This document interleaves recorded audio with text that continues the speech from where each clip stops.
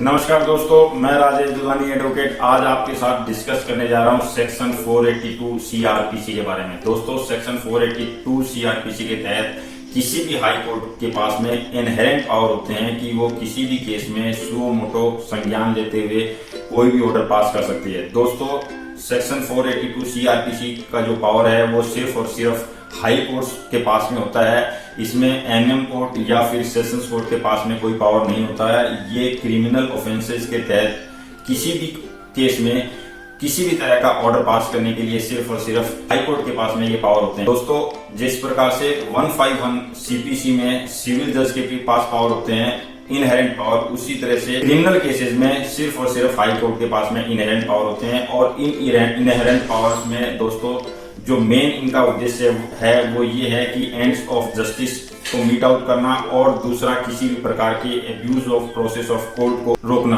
दोस्तों, इसमें जो है हाई कोर्ट के पास में किसी भी एफआईआर को क्वेश करने का पावर, किसी भी केस को खत्म करने का पावर, किसी भी केस में अगर मान लीजिए कोई चार्जशीट में ज्यादा धाराएं, गलत धाराएं लगा दी गई है तो उनको खत्म करने का पावर होता है। लेकिन दोस्तों, इसमें एक बहुत लैंडमार्क जजमेंट है जिसका नाम है Madhu Limaye versus state of Maharashtra 1978 supreme court. इस केस में ऑनरेबल सुप्रीम कोर्ट ने बहुत ही लैंडमार्क जजमेंट पास किया था और जिसमें 3 सिद्धांत मूलतः डिसाइड किए थे। जिसमें पहला सिद्धांत ये था कि अगर मान लीजिए कोई भी सेक्शन ऑलरेडी कोई प्रोवाइड किया हुआ है सीआरपीसी में, तो दोस्तों उस सेक्शन का पहले इस्तेमाल किया जाएगा, ना कि सेक्शन 482 सीआरपीसी का। यानी उस तरह के किसी भी केस में जहां पे ऑलरेडी कोई सेक्शन दिया हुआ है सीआरपीसी में, वहां सेक्शन 482 सीआरपीसी का इस्तेमाल नहीं किया जाएगा।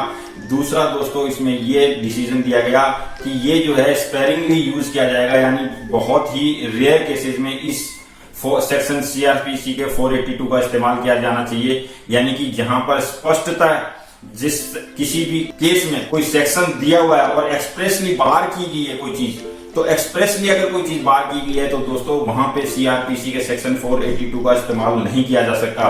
अन्यथा अगर कोर्ट को यह दिखता है कि एंड्स ऑफ जस्टिस को मीट आउट करने के लिए ये ऑर्डर देना जरूरी है, या फिर ये दिखता है कि अगर कोई व्यक्ति कोर्ट का अब्यूज कर रहा है यानी प्रोसेस का अब्यूज कर रहा है, तो दोस्तों उस कंडीशन में भी सेक्शन 482 सीआरपीसी का सहारा लिया जा सकता है। क्योंकि अगर किसी पार्टी के साथ में अन्याय हो रहा है और वहां पे सीआरपीसी के तहत अगर कोई प्रावधान नहीं किया गया है, तो यहाँ पे दोस्तों सीआरपीसी 482 के तहत प्रावधान किया गया है कि उस व्यक्ति को न्याय दिलाने के लिए इसका इस्तेमाल किया जा सकता है। तो इस तरह से सेक्शन 482 सीआरपीसी जो है सिर्फ और सिर्फ क्रिमिनल केसेज में इस्तेमाल किया जा सकता है, वो भी सिर्फ और सिर्फ हाई कोर्ट इस्तेमाल कर सकती है। यहाँ पे एमएम कोर्ट और सेशन कोर्ट के पास में कोई पावर नहीं है।